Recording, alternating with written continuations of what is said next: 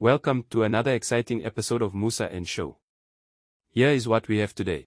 Sanibona njengoba ngesonto bekuyiholiday le Freedom Day lasedlulela ke ukuthi libe izolo ngenxa ukuthi beliSunday bekucelebrate Freedom Day. Ikhona nje into video engihlangane nayo la ngase ngicabanga ukuthi are we really free? Into enza ukuthi ngibuze lokho ukuthi eSouth Africa the way kungakhona si importa yonke into even i-toothpick kodwa khona lapho sifuna i-economy ivuke. Kunevideo kaPenwell engiyibukile ngiyafisa ukuyi-attach kule video ngoba into ayisho lapha ya iyiqiniso. Yebo khona singayiblame apartheid kodwa singabablame ama-politician kodwa nathi njengabantu base-South Africa siyaparticipate kule mess ngoba lama politicians are-electwe yithi. Ngifisa ukudlalela enye video yomunye ka-CIC. Uma ngiphuma ivideo ya-CIC ngizokufakela ivideo yomunye usisi ofakazela lento eshow CIC bese siya kwivideo kaPenwell. Generals lined up on the freeways to Richards Bay, getting out of this country. You must know that the day you take out chrome, put it in a truck and take it to Richards Bay, as it goes passing all places into Richards Bay, those are jobs that are going to be created in a particular country through beneficiation. So we need to beneficiate here in South Africa. We need to industrialize here in South Africa. We need to reopen all the factories that were created by Bantustan governments. In Seshiwo, in everywhere else, there are factories that have collapsed. Why do you open those factories? Those factories must produce the things that we use every day. Why should we wait for a plate to come from China? People use plate every day. We wait for toothpick. We wait for matchsticks. We don't produce matchsticks. All of this, we don't produce television. But why? Because this government has gone into trade agreements with other countries. Let's take Germany, for instance. Our trade agreements with Germany says we cannot manufacture a car. We will assemble the cars from Germany. And we don't just assemble, we put money to assemble German cars. Why should we do that? Why should we not manufacture our own car? Where is the market? Africa loves everything South African. They will buy from us. We produce a fighter jet. A fighter jet. If we can produce a flying machine, shouldn't be difficult to produce a car. Denel has demonstrated that we've got the capacity to do this. Denel manufactures army vehicles. And why are we not producing a car? It's trade agreements with Europe, with America, with UK, that you are not going to get involved in this. We use cell phones. My grandmother used to use a cell phone while busy with farming in small scale farming there. And I realized when the Gogos are now using cell phones that this is in demand. Why are we not looking at what is in demand in South Africa and produce it? And when we produce it, we grow our economy and we create jobs. Njengoba umuzwa ku-CIC ekhuluma ukuthi kunama-trade agreements enziwe ugovernment wethu ukuthi kunezinto esingeke thina sizenze la eSouth Africa yet sinenkinga ye-unemployment ephezulu. Ngicela ukungachithi isikhathi ngikucaphunele le video. Did you know South Africa once had an electric car that could have rivaled Tesla? Meet the Joule, a symbol of innovation, ambition, and a dream deferred. Let's talk about it. Hi guys, my name is Prince Mtombeni Umaduma, a founder of Africa 4 Nuclear. The Joule is South Africa's first full electric car, built in Cape Town, designed by a South African and made for the world. Keith Helfet, the man behind the legendary Jaguar E-Type, was a lead designer. What he gave us, a futuristic 6-seater family car, 100% electric, zero emissions, and light years ahead of its time. With a 150 kilometers range and a 7-hour full charge time. This was in 2008, before Teslas flooded the market, before electric vehicles became trendy. Joule was already here. It was developed by Optimal Energy, a company based in Cape Town, with a team of over 100 engineers, designers, and innovators. The funding was primarily through government investments, in particular, the South African Department of Science and Technology through their Innovation Fund and Industrial Development Corporation, IDC. Of course, there were other private investors. The total cost for developing the Joule and building 4 prototype vehicles was around 380 million rand, in loan and investments. The first prototype of the Joule was built in 3 years and showcased at the Paris Motor Show in October 2008. People were so impressed, investors were curious, and yet, back here at home, the dream was quietly buried.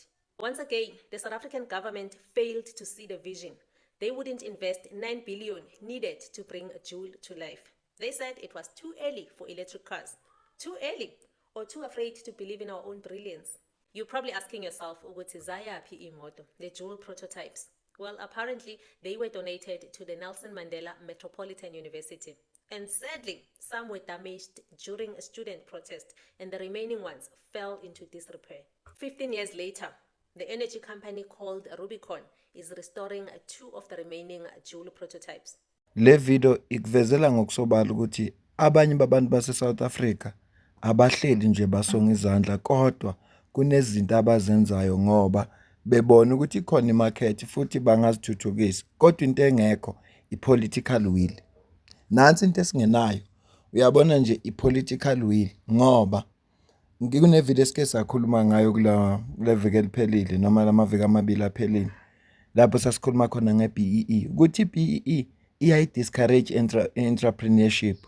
Instead, ikhanda abantu ama-instant millionaires, yenza futhi kube ne-corruption eningi. Engakho i-government yethu ingabhilivele ekuthenini ayi-investe kubantu bala. Buka nje uMinister uNaledi Pandor wayiziba indaba yeJoule, bathi expensive, basho konke into ukuthi is too early. Kodwa le moto le yayizokhanda amathuba emisebenzi. Uma ungaya la kwakunama-firm khona lokuthiwa ama-industrials khona, ungabona ihlaza amafema avaliwe kodwa abantu bahleli abasebenzi yet South Africa iproduce next. So lento eshiwo CIC noma ngingayazi angaze ngayiresearcha indaba ama trade agreements kodwa ngendlela okwenzeka ngayo sengiyabona ukuthi ngempela shutha khona lama trade agreements yini bengavumanga ukinvest. Ba investa intweni eziningi ezikhona lezi kodwa hayi le government wethu investa kuma condom. Ayiphethe upresident impela waphethe eparliament ama-condom imali leyo yethi ama-condom ona lawa wapromote khona icompany eyiwana la eSouth Africa ekhanda ama-condom. Cabanga nje South Africa ihamba phambili baningi abantu abagulayo and efuneka kusave impilo zabantu kodwa sihloko produce ama-condom afuneka avikele abantu bakithi yini kwehluleka there is no political will. Ngicela ukucaphunela le video kaPenwell. Bengithi ngizogcina ngevideo kaPenwell kodwa kunento eshiwo CIC powerful izolo ezofakazela lento eshiwo uPenwell la. If you think this country belongs to you because you've got an ID and because you put a cross on a piece of paper and you happen to earn crumbs, every month you collect 370 grant and your child collects 500 and whatever it is today, child grant, and your child gets taught to be a servant in a free school, and you get to be injected with all types of pharmaceutical bullshit in a free clinic, you think that should make you a patriot and fight against foreigners and fight for this country and bleed? Or you have a nice job. You're that slave with the gold chains. You're like, nah, I know we're slaves, but I get to sleep in the house, and I know your chains are made of copper. Nigga, I got gold chains, homie. My chains are made of gold. Still a chain, homie. You're swimming in debt. You're one salary away from your house being repossessed. One salary away from your car being repossessed. One salary away from your children being kicked out of their private school. Your medical aid being cancelled. Your fancy little life being taken away from you. You are a slave to the same system. And Rupert doesn't care about medical aid. He owns Mediclinic. Adrian Gore doesn't care about medical aid. He owns Discovery. These guys can go anywhere they want and do whatever they want. These are the people that actually are the real players in this country. The rest of us are just, like I said, tenants and residents in a complex that is not even our own. That's very important for as many people as possible to understand so that you can start moving in the right direction. And more importantly, so that you can have peace. So many people get worked up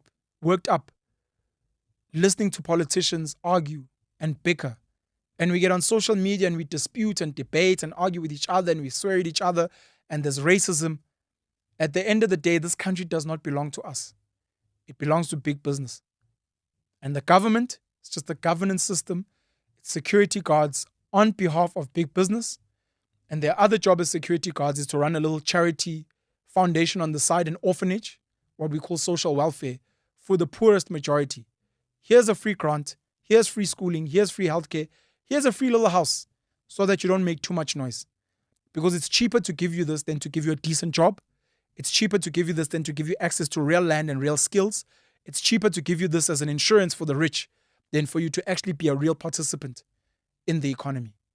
I wish more and more of us could take on the mindset of amazamazama, take on the mindset of small-scale farmers, take on the mindset of small-scale artisans that build things, that can fix things, that can put up a little house. That's fundamentally important. South Africa does not belong to the people. It belongs to big business. Uma nje ungasubeka ama-emotions eceleni bese ulalela uPenwell ngenhloso yokumuza ukuthi uthini uzo-understand. Ama-politicians abalulekile ngoba ngeke siphile ngaphandle kwawo. Yibona labantu abasikhandela iy'nqumo, abasikhandela imithetho esiphila ngayo kulelizwe.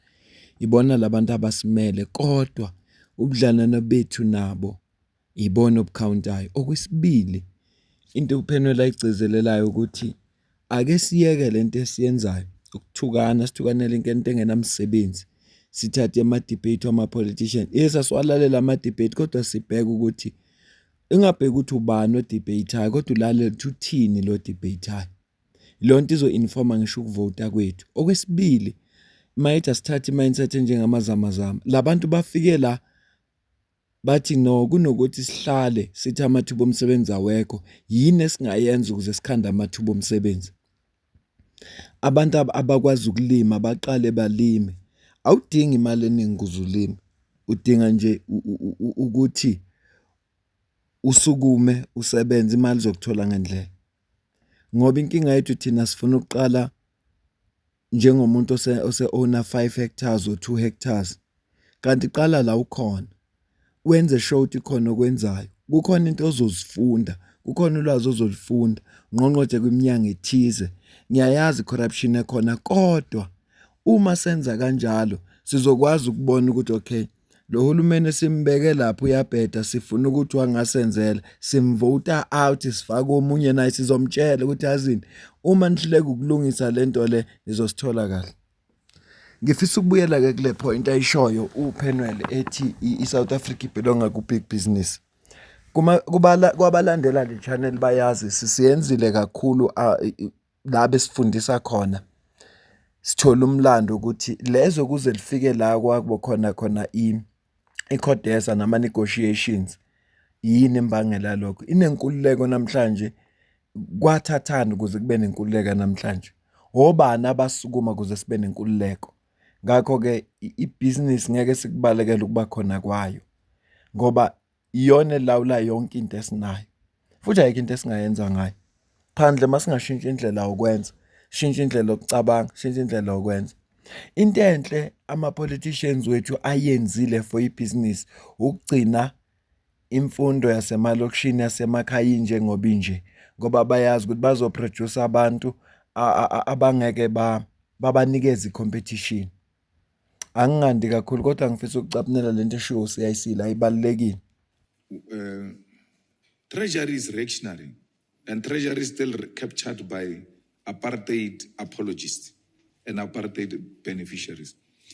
You know, there's something you don't know, that when Zuma removed Pravin Gordhan, the Treasury senior staff came together and said, let's resign and leave with the pin. Those people have got a pin to PESAL. The DG of Treasury then didn't have a pin of PESAL. So without PESAL, you can't pay salaries of the workers. That's when they wanted to collapse the state. That's how prepared they were to collapse the state in favor of an individual, which is treasonous. I mean, if you start disappearing with the pin that pays salaries and then those things that pay the tenders and this and that, service providers. And I forgot the name, and there used to be an African woman. There is the one who's got a personal pin. Her and her alone has got that access to the thing. So she can disappear. We're gone, we're finished. For sure, it is in her will. Or when if she dies, the pin must be given to so and so. So I think one of the things we need to do is to take the budgeting process away from Treasury, maybe into presidency or any form of those things. If the law doesn't allow us, we'll amend the law to make sure that it meets this requirement, because this country is being held back by Treasury. Yeah, it's being held back. And everybody is very scared of that Treasury. Very scared of that Treasury. So we can't have that to a point where the ANC admit that they have no control over Treasury for the past 31 years. Because we're told this thing of budgeting was done differently before 1994. It started being operated like this after 1994. Why? They knew that they must capture the Treasury. Even if these ones capture the political power, they must still go through us. So we need to liberate and transform the Treasury.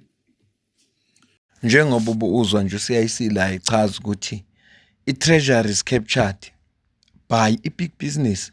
That's the reason why President Zuma maka keeper uPravin Gordhan ya react marketing ngenye indlela konakala izinto bese kuthiwa president uyena okwazi uku-appoint aphinda disappoint abantu laba i-cabinet. No, kukhona abantu aba-appointile cabinet ongafanelanga abathinte, kuyaziwa.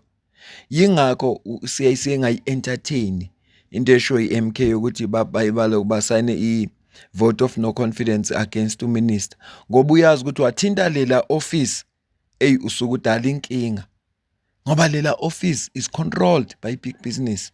Lokhu kuyakupruvela.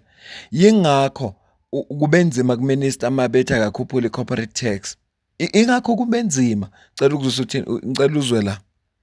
They will ignore anything that will touch their rich friends, but they will go for the poor in order to solve all of the societal problems at the back of this marginalized majority of society. So here is what we are saying to them they should have looked at.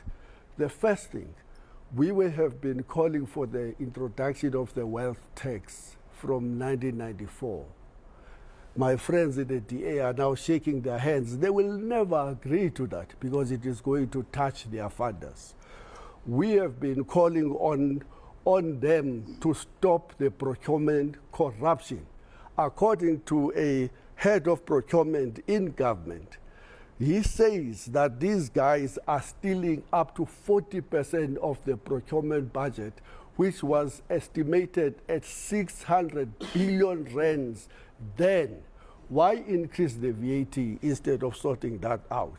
Banguthi emveni kokulalela ivideo kaPenwell, ulalela ivideo kaCIC yokuqala, ulalela ivideo kaSisi lo khuluma emva kaCIC, ulalele le video ade ngifakele kaCIC, you'll understand kungani they won't touch ngeke bathi akukhuphuke corporate tax. Sebengaphoqwa isimo.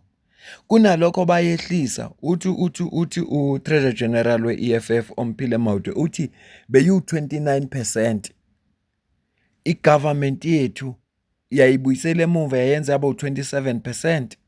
Ngeke bathi asikhuphule corporate tax, asintroduce wealth tax, sitaxe labantu aba-rich, sikhavele imali eshoda ngoba banayo imali. Labantu bathenga iy'nkomo zo-20 million ukukhombisa ukuthi baswele ukuthi bazokwenzani ngemali yabo. Ngeke. Kodwa abantu kufuneka bacindezelwe, bakhushulelwe iVAT, abantu abamnyama. Bese kuvela abantu abanjengoHlabisa. Angimazi mina ubaba uHlabisa ngimkhonzile, kodwa ungiphoxile kulokho. Wathi no, lokukhuphuka kweVAT njengoba ubona ku-screen sakho nje shilo ukuthi no kuzosiza abantu ukuthi kuthuthukise impilo. Ungathuthukisa impilo zabantu ukuthi ubacindezele bakhokhe kakhulu. Ngathi izinto zokugeza kudura into zokugeza abantu bakithi. Into zokugeza ziyabiza. Ungakafiki nje ekuthenini usazothenga ukudla. Into nje zokugeza nje ama-toiletries ayabiza. I-grocery angisayibali, iyabiza. Yonke into iyabiza. Khona kunjalo funa kuphinde kukhushulwe futhi i-VAT. Shuthi uma uno-R100 uzolahlekelwa u-R15.50 kulo nyaka. Then ngonyaka ozayo uma isiwu-16% uzobe usulahlekelwa u-R16. Uthenga into ekhosta R86, R84 bese ubhadala u-R100 ngenxa yokuthi i-VAT ikhuphukile. Asiyibambe le video la, ngiyacela ukuze uphawula kwakho, comment, ulike, ushare, usubscribe. Ungasupporta futhi ngokujoin i-membership yale channel. Ungasidonatela ngalokho nakho kune-account kuyi-comment ephiniwe. Ngale kwalokho mina nawe sidibane kwi-video elandelayo. Ngicabanga ukuthi sobe sikhuluma ngento eshow CIC about ama-political parties ukuthi a-ownwa ngabelungu.